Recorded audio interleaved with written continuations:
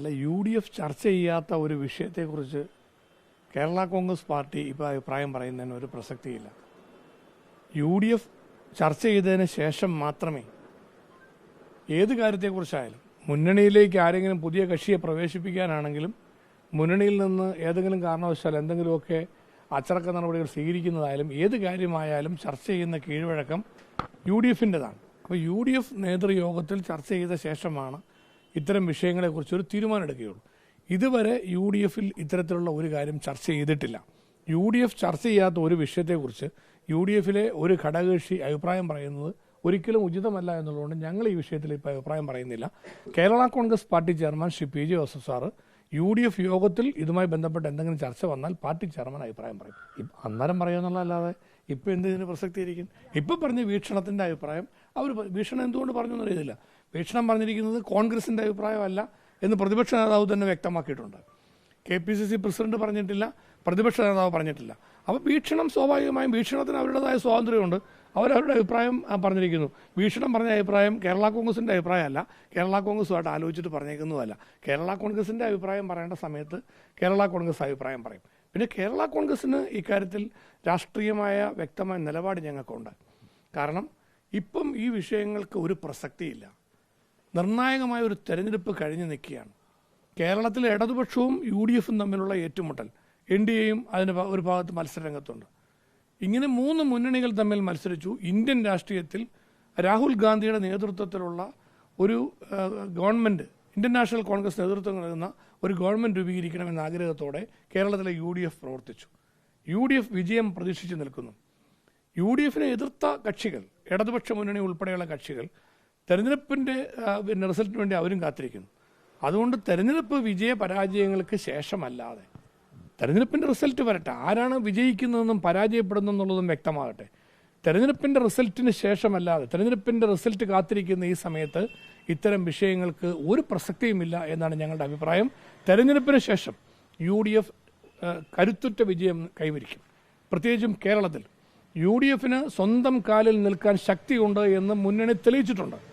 തെരഞ്ഞെടുപ്പ് രംഗത്ത് ശക്തമായ കൂട്ടായ പ്രവർത്തനം UDF ഒറ്റക്കെട്ടായി നടത്തിയിട്ടുണ്ട്. അപ്പോൾ അതുകൊണ്ട് UDFന് വിജയം സുനിശ്ചിതമാണ്. UDFൻ്റെ വിജയം സുനിശ്ചിതമാണ്, LDFൻ്റെ പരാജയവും സുനിശ്ചിതമാണ്. ഇത് കേരളത്തിൽ സംഭവിക്കാൻ പോകുന്ന കാര്യമാണ്. ഈ ഒരു റിസൾട്ടിന് വേണ്ടി നമ്മൾ കാത്തിരിക്കുമ്പം റിസൾട്ടിന് ശേഷം രാഷ്ട്രീയമായ മാറ്റങ്ങൾക്ക് സാധ്യതയുണ്ടോ എന്ന് ഒക്കെയുള്ള വിഷയങ്ങൾ വരണം. UDFലേക്ക് പുതിയതായി ഏതെങ്കിലും കക്ഷി വരാൻ ആഗ്രഹിക്കുന്നുണ്ടെങ്കിൽ അവരവരുടെ അഭിപ്രായം പറയട്ടെ. അവരുടെ അഭിപ്രായം പറഞ്ഞ ശേഷം അങ്ങനെ ഒരു വരാൻ ആഗ്രഹിക്കുന്നു എന്നുള്ളൊരു നിലപാട് ആരെങ്കിലും പറയുകയാണെങ്കിൽ ആ വിഷയം UDF ചർച്ച ചെയ്യുക എന്നുള്ളതാണ് സ്വാഭാവികമായി സംഭവിക്കേണ്ട കാര്യം. അങ്ങനെ UDF ചർച്ച ചെയ്യുമ്പോൾ കേരള കോൺഗ്രസ് പാർട്ടിയുടെ അഭിപ്രായം party chairman PJ Joseph sir പറയും. ഇപ്പം ഈ വിഷയത്തിന് ഒരു പ്രസക്തിയുമില്ല എന്നാണ് ഞങ്ങൾക്ക് പറയാനുള്ളത്. വളരെ ക്ലിയർ ആണല്ലോ, ഇനിയിപ്പോൾ ഒന്നും പറയാൻ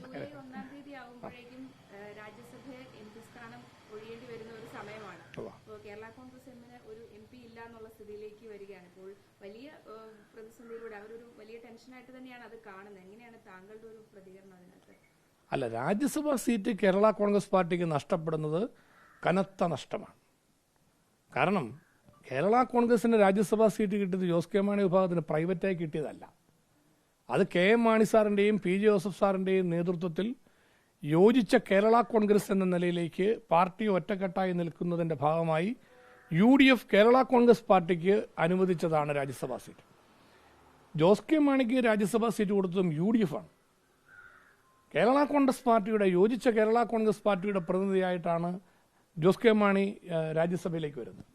അപ്പോൾ അങ്ങനെ രാജ്യസഭയിലേക്ക് വന്നതിന് ശേഷം UDF കൊടുത്ത രാജ്യസഭാ സീറ്റ് LDF പോയി നഷ്ടപ്പെടുന്നു എന്ന് പറയുന്നത് രാഷ്ട്രീയമായ കനത്ത നഷ്ടമാണ്. അത് കേരള കോൺഗ്രസ്സുകാർക്ക് ആർക്കും സഹിക്കാൻ പറ്റുന്ന കാര്യമല്ല. ഞങ്ങൾക്കും അത് വേദന ഉണ്ടാക്കുന്ന കാര്യമാണ്.